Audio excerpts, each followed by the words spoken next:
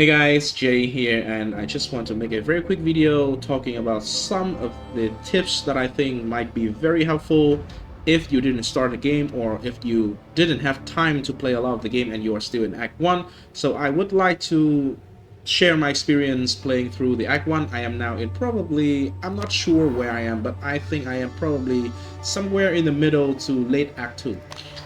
So in Act 1, I think first of all, one of the very important thing that I realized is we should not treat this game as POE1 or any other ARPG.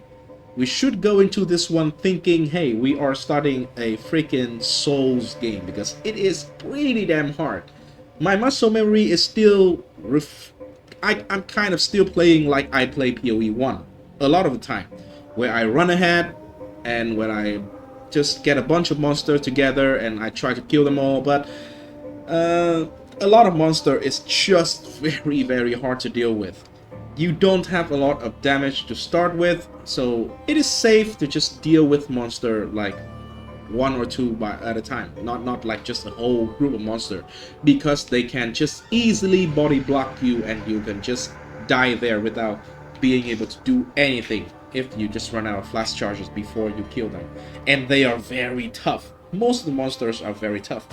I'm not sure about the classes, but I am playing as a witch and the damage seems to be very low comparatively to the monster. Obviously I have made it through Act 1, so it is enough, but compared to other ARPGs I've played and PoE1, we have very little damage and we need to deal with monster with respect. This is very funny to say out loud. Anyway, that is the first thing. Treat the game like a Souls game. It is hard. You should kill monster, gradually progress, and with every monster you kill, you gain experience, you gain loot, and anytime you gain something that you think are actually useful to your character, just take some time, equip it. If you have like a skill gem, then go ahead and just actually got some gems. By the way, it comes very nicely to the second tip. You can actually take, all gems. You're not limited to the gems they are suggested to you. However, it kind of is cool. But I am playing a witch and I am using a bunch of fire skill because eventually I am going to be an Infernalist, so I think I will just start out as fire anyway. And I am playing with Flame Wall and Ember Fusillade right now. The other thing is I am playing with I don't think it is here, but it's the meta gem. It is a Raging Spirit, right? It is Raging Spirit. I think this is probably the strongest minion you can play with right now early game for the witch, because other minions just die instantly to basically everything and they do not deal a lot of damage. If you take all the damage, minion damage on the skill tree, it's still going to not deal any damage. I did take all the damage, yeah, just the Raging Spirit, because the fact that these Raging Spirit are not like naturally engaged by monster, so they do not get focused down and they can stay alive and they can actually deal some damage. At least for now, that is the case, right? Raging Spirit is very good if you can have it, especially if you play as a witch. Anyway, the other thing is the other thing is actually with the mini-map here. So when you travel through, you will see these icons around the area that you are in. And make sure when you enter an area, you check and see if there is any icon like this. It should not be gray out like this, because I clear everything so it is gray out. Oh, actually this area still have like a chest I didn't open, so I probably come back to this. But anyway, try to clear all the objectives here, because each of them can give you character power. You spend more time means you have more experience, you are more leveled up, you have more gear, you have more gem, everything, and you will be way more well equipped to deal with any of the bosses. Some of the bosses are really hard. All of the bosses are relatively hard still, but the Act boss is insane. pretty damn insane. I died to him a lot before I even learned how to deal with him, but I think that is part of the fun anyway. So be prepared. Clears everything. Try to get as strong as possible. Do not try to rush through. Just get all the quests. Every single one of them is going to give you something that is actually useful to the character, to your character power. So make sure you do that. I think that is probably the most important tip. Do not rush through and try to clear all the objectives. And by the way, some of the bosses might be harder than others mechanically. So if you see a boss, for example, in Act 1, I don't think there is any boss that is, you know, like almost impossible. But in Act 2, there will be a guy in, I think, I'm not sure where he is right now, but there is a guy here, he's named the Balbala's Traitor or something. He is just extremely hard, very obnoxious, and just skip him. Come back later and deal with it. Alright, so yeah, those are the kind of things that I want to share. I hope it will help you to get through the game quicker, because I do see a lot of people actually complain in the world chat, oh my god, I deal no damage, oh my god, this is so hard. Yeah, it kind of is supposed to be hard, and yeah, but you can deal with it. I think it's just, you cannot really be kind of lazy with the game, because they want this game to be Souls-like.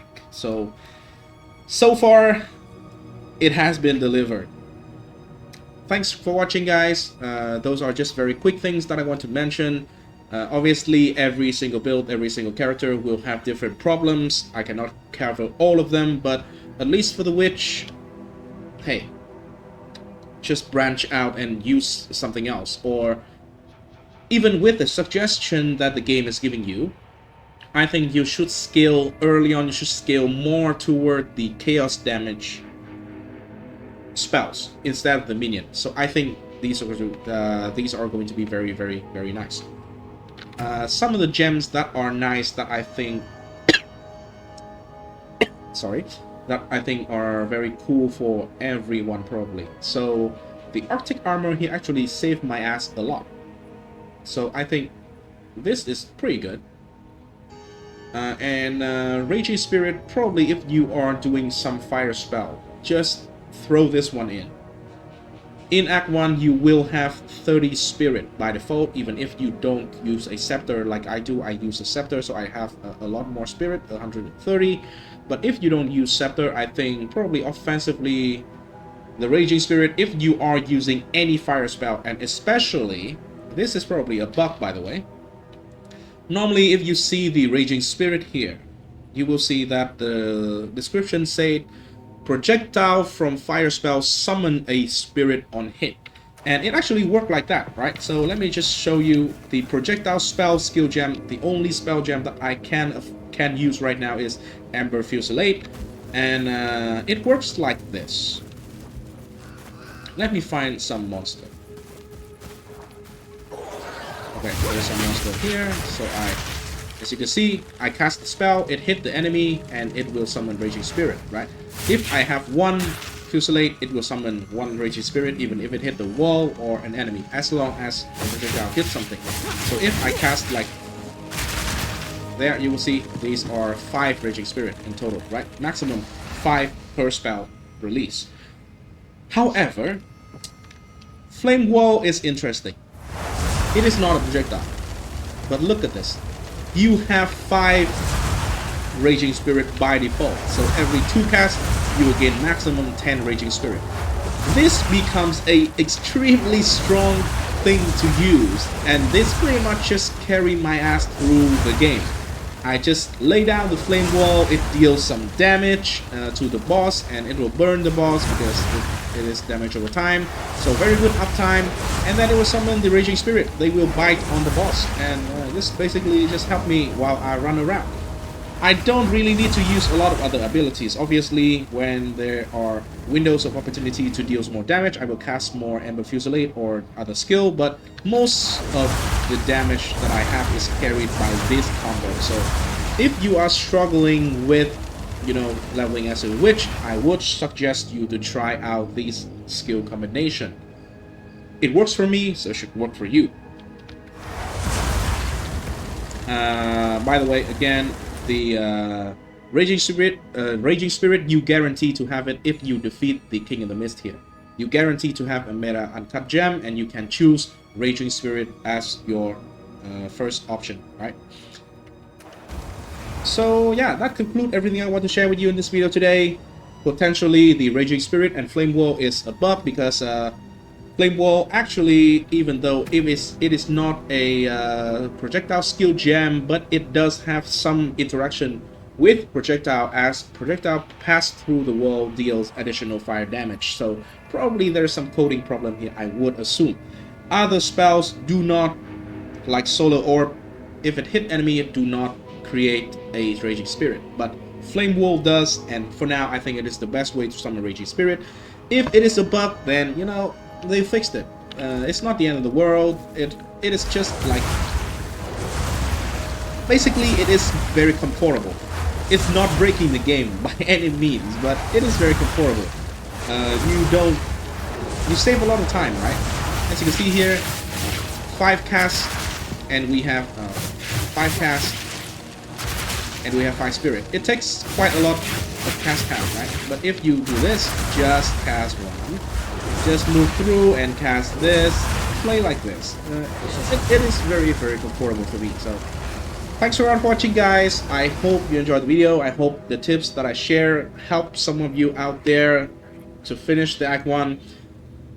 I do feel that as we get more into the game, as the character is more like built, right? Because early on we don't have a lot of things. As the character has more gems, especially more support gem and uncut gem, then you can have multiple skills on, then you can have options to deal with a lot of situation.